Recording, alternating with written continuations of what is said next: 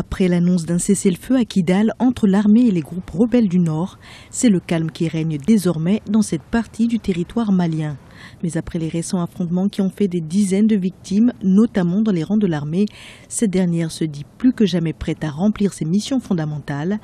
Un engagement que confirme Mamadou Camara, ministre de l'Information. L'armée est prête. Vous savez qu'elle revient de loin. Nous avons connu une défaite en 2012 qui a abouti à l'occupation du territoire. Et depuis, d'énormes efforts ont été accomplis pour mettre l'armée au niveau en termes d'équipement, en termes de formation, notamment grâce à l'aide de nos partenaires de l'Union européenne. Aujourd'hui, l'armée est prête. Elle a subi un revers il y a quelques jours à Kidal. Mais aujourd'hui, c'est l'ensemble de la nation qui est mobilisée derrière elle pour réussir le challenge qui est de recouvrer la souveraineté du Mali sur l'ensemble du territoire. Si le gouvernement veut retrouver l'intégrité territoriale du Mali par des moyens militaires, il n'exclut pas les solutions politiques. Il serait même prêt à poursuivre le processus de dialogue et de pacification avec les belligérants, bien que les groupes armés campent sur leur position.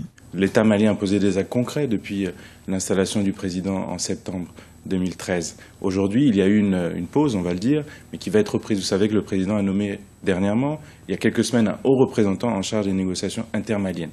Donc c'est à lui de prendre le relais, de faire en sorte que tous ceux avec lesquels nous pouvons dialoguer soient présents autour de la table et qu'on aboutisse rapidement à un accord de paix définitif. Autre acte concret du gouvernement, la visite du Premier ministre Moussa Mara ce vendredi à Kidal, théâtre des derniers combats entre armées et rebelles.